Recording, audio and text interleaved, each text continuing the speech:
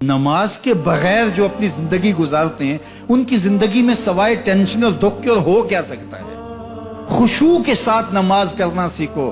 نماز پڑھنے کے بعد آپ ہلکے پھلکے پاؤ گے اپنے آپ. رقت کے ساتھ اللہ کے حضور گڑ گڑاتے ہوئے سجدے کرو, اس کا اپنا سرور پاؤ گے. اللہ اکبر. لیکن ایک بندہ کہے کہ جناب میں نماز پڑھتا ہوں لیکن ایسی کیفیت تو پیدا نہیں ہوتی, تو شیطان اس کو کہتا ہے کیا فائدہ ایسی نماز پڑھنے کا. لوگ بھی کہتے ہیں فلاں بندے سے یہ جرم بھی سرزد ہوتا ہے, نماز بھی پڑھتا ہے, اس کی نماز کو مورد الزام بناتے ہیں. تو بندہ بھی کہتا ہے چھوڑے, نماز نے مجھے کیا فائدہ دیا. لیکن کہا نہیں, نماز نہیں چھوڑنی. پہلے فرمایا نماز میں خشوع کرتے ہیں, یہاں فرمایا نماز کی محافظت کرتے ہیں. اگر کسی وجہ سے خشوع پیدا نہیں ہوتا چھوڑتے پھر بھی نہیں ہے. یہ اللہ کا فریضہ ہے. محدث کچھوچوی علیہ رحمہ سے ان کے ایک مرید نے کہا حضرت نماز پڑھتا ہوں لطف نہیں آتا, مزہ نہیں آتا. تو آپ نے حیرت سے کہا کہ اس کے باوجود پڑھتے تو ہو؟ کہا جی وہ تو اللہ کا حکم ہے, وہ تو پڑھتا ہوں. تو محدث کچھوچوی علیہ رحمہ جھومنے لگے. کہا واہ واہ, تم لطف کے بندے نہیں اللہ کے بندے ہو. تمہیں سرور نہیں آتا پھر بھی پڑھتے ہو. اس کا مطلب ہے تم سرور کے لیے, مزے کے لیے, لطف کے لیے نہیں پڑھتے, تم تو اللہ کے لیے پڑھتے ہو.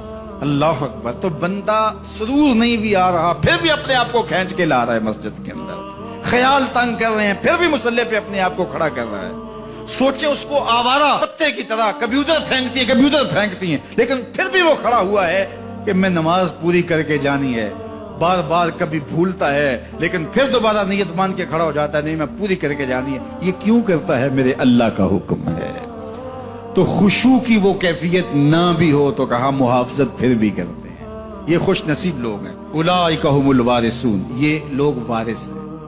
یہ لوگ جن میں یہ خوبی ہیں یہ وارث ہیں. کس چیز کے وارث ہیں؟ مال کے, دولت کے, کوٹھیوں کے, کاروں کے, محلات کے. کہا الذین یرثون الفردوس, یہ جنت الفردوس کے وارث. ہم فیہا خالدون, اس جنت سے وہ کبھی الگ بھی اس میں ہمیشہ رہیں گے. کیونکہ موت کو بھی موت آ چکی, اب موت بھی نہیں, اب ہمیشہ رہیں گے. اللہ تعالیٰ فرمائے گا ارضیتم, جنتیوں کیا راضی ہو؟ اہل جنت کیا تم راضی ہو؟ تو وہ کہیں گے ہمیں کیا ہوا کہ ہم راضی نہ ہوں, ہمیں تو وہ ملا جس کا ہمیں تصور بھی نہیں تھا. ہمیں جنت مل گئی, محلات و قصور مل گئے. جو سب سے آخر میں جنت میں جائے گا, سب سے آخر میں, جس کو ہماری پنجابی میں پھاڈا کہتے ہیں, سب سے آخر میں, اس کو جنت میں کتنی جگہ ملے گی؟ جو بندہ سب سے آخر میں آتا اس کو دھوپ میں جگہ ملتی ہے, جو اس سے تھوڑا سا پہلے آئے گا اس کو برآمدے میں ملی, جو اس سے پہلے آیا اس کو اندر جگہ ملی. ایسے ہی ہوتا ہے. تو جو سب سے آخر میں جائے گا جنت میں تو وہ سب سے بڑا گناہگار ہوگا, اور جہنم کے رگڑے سہ سہ کے وہ جہنم سے نکلے گا سب سے آخر. بخاری شریف میں تذکرہ موجود ہے. اللہ کے حضور حاضر ہوگا اور اللہ اس بندے کو کہے گا بتا کیا چاہیے. وہ کہے گا مالک مجھے یہ چاہیے. اللہ فرمائے گا لک ما تمنیت, جو تو نے آرزو کی جات سب کچھ میں نے تیری جھولی میں ڈال دیا, اب جنت میں چلا جائے. اب اس کو تو یہ ہوگا سایہ دیوار میں جگہ مل جائے تو غنیمت ہے, جنت کے کسی درخت کے نیچے جھونپڑا لگا لوں تو کافی ہے. چلو کوئی 2 مرلے کا 3 مرلے کا کٹھیا بھی مل جائے تو کافی ہے. اس کے لیے تو اتنا ہی کافی کہ جہنم سے نکل گیا. لیکن اس کو کہا جائے گا جا جنت میں چلا جا, اور تیرے لیے جنت میں دنیا سے 10 گنا جگہ ہے.